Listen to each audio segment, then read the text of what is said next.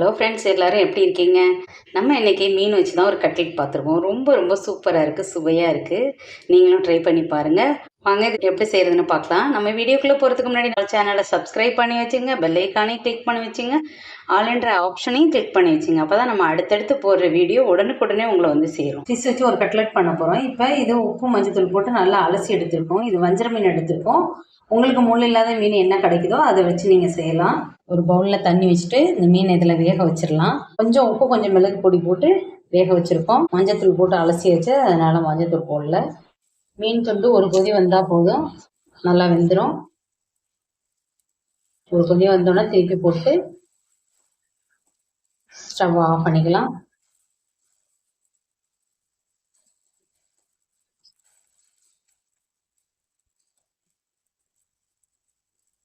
இப்போ stove off பண்ணி வச்சுக்கலாம். இந்த மாதிரி வெந்துருச்சு. பவுலில் எடுத்து வச்சுக்கலாம், வேறு பவுலில் மாற்றி வச்சுக்கலாம். இது ஒரு பவுலில் மாற்றி வச்சுட்டோம், நல்லா ஆறட்டும். வேக வச்ச மீனை இந்த மாதிரி உதுத்து வச்சுருக்கோம். பொடி பொடியாக நல்லா உதுத்து வச்சாச்சு. எந்த மீனில் வேணாலும் இந்த மாதிரி செய்யலாம். முள் இல்லாமல் பார்த்து சதப்பகுதியாக பார்த்து எடுத்துக்கோங்க.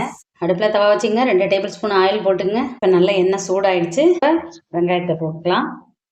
ஒரு பல்லாரி எடுத்து நல்லா பொடிசாக கட் பண்ணி வச்சுருக்கேன். இதில் வதங்கிறதுக்காக கொஞ்சம் லைட்டாக சால்ட் போட்டுக்கலாம். இந்த ஆனியனுக்கு தேவையான சால்ட் போட்டுக்கலாம்.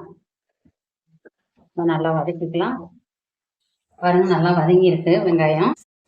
1/2 டேபிள் ஸ்பூன் இஞ்சி பூண்டு பேஸ்ட் போட்டுக்கலாம். போட்டு பச்சை வாசனை போகிற வரலும் வதக்கி எடுத்துக்கலாம். நம்ம நல்லா கலந்து விட்டுக்குங்க. இஞ்சி பூண்டு பேஸ்ட் போட்டுக்கிறதுனால அடி பிடிக்கும், அதனால் நல்லா கலந்து விட்டு போயிடுங்க. பச்சை வாசனை எல்லாம் போயிடுச்சு.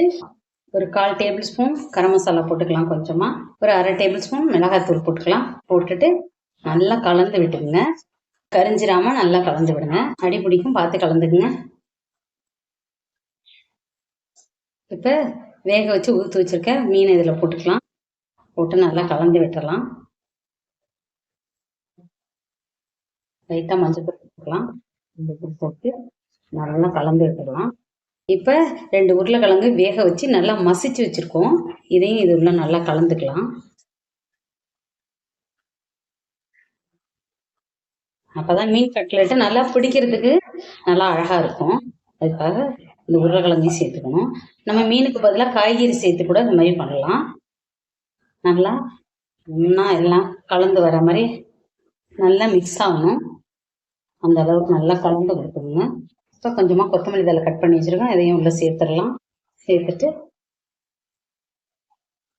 நல்லா கலந்து விட்டுக்கலாம். கவுச்சி ஸ்மெல் இல்லாமல் இருக்கிறதுக்காக கொஞ்சமாக சோம்பு பொடி, இதையும் நல்லா கலந்துக்கலாம். நல்லா கலந்து வச்சுட்டு ஸ்டவ் ஆஃப் பண்ணிக்கலாம். இது நல்லா ஆறட்டும். நல்லா ஆறிடுச்சு. தேவையான சைஸுக்கு நல்லா ரவுண்டாவோ ஸ்கொயராகவோ நம்ம அது மாதிரி பிடிச்சி வச்சுக்கலாம். இப்போ எல்லாம் ஒரே அளவாக இருக்கணுங்கிறதுக்காக உருண்டை மாதிரி பண்ணியிருக்கோம். நம்மளுக்கு எந்தெந்த வடிவத்தில் செய்யணுமோ அதே மாதிரி செஞ்சு எடுத்துக்கலாம். பாருங்கள், இந்த மாதிரி அழகாக இந்த மாதிரி வடிவத்துலேயே செஞ்சுக்கலாம். ஹார்ட் ஷேப்பில் வந்திருக்கு. இந்த மாதிரி எல்லாத்தையும்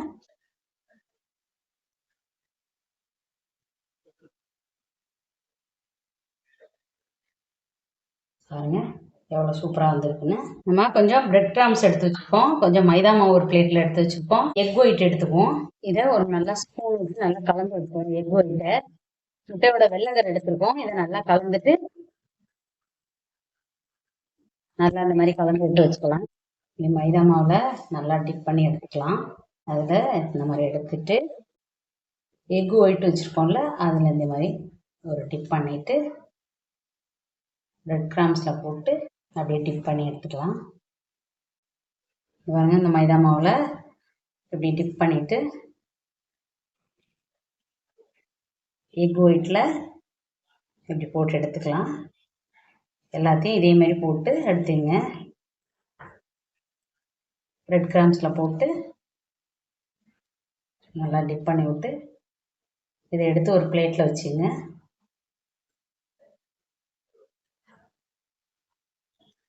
இந்த மாதிரி எல்லாத்தையும் பிளேட்டில் எடுத்து வச்சுக்கலாம். ஒரு தவா வச்சுக்கலாம், ஆயில் போட்டுக்கலாம். நம்ம இப்போ பொரிச்சு எடுக்க போகிறதில்ல, அதனால் கொஞ்சமாக ஆயில் போட்டுக்கலாம். ஒரு 4 டேபிள் ஸ்பூன் ஆயில் போட்டுக்குங்க. நம்ம இப்போ பிரெட் கிராம்ஸில் முக்கி வச்சுருக்கிறத இதில் போட்டுக்கலாம். இப்போ எண்ணெய் நல்லா சூடாகிடுச்சு. இப்போ இது மாதிரியே நல்லா அழகாக போட்டுடலாம்.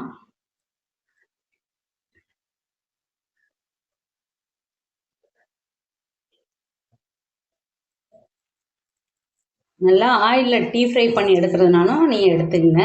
ரொம்ப ஆயில் வேணாம்னு நினைக்கிறவங்க இப்படி போட்டு எடுத்துக்கலாம்.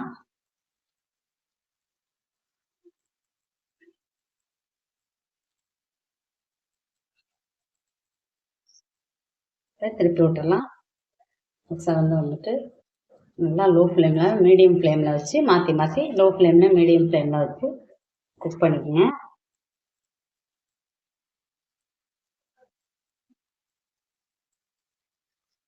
பாருங்கள் நம்ம கட்லெட்லாம் எவ்வளோ சூப்பராக வெந்திருக்குன்னு. ரொம்ப ரொம்ப சூப்பராக அருமையாக வந்திருக்கு. உங்களுக்கு பிடிச்சிருந்துச்சுன்னா லைக் பண்ணுங்கள், ஷேர் பண்ணுங்கள், கமெண்ட் பண்ணுங்கள். சேனலை சப்ஸ்கிரைப் பண்ணி வச்சுங்க. பெல் ஐக்கானையும் கிளிக் பண்ணி வச்சுங்க. ஆல்ன்ற ஆப்ஷனையும் கிளிக் பண்ணி வச்சுங்க. அப்போ தான் நம்ம அடுத்தடுத்து போடுற வீடியோ உடனுக்குடனே உங்களை வந்து சேரும். நம்ம வியூவர்ஸ் அனைவருக்கும் ரொம்ப ரொம்ப நன்றி. நம்ம சப்ஸ்கிரைபர் அனைவருக்கும் ரொம்ப ரொம்ப நன்றி.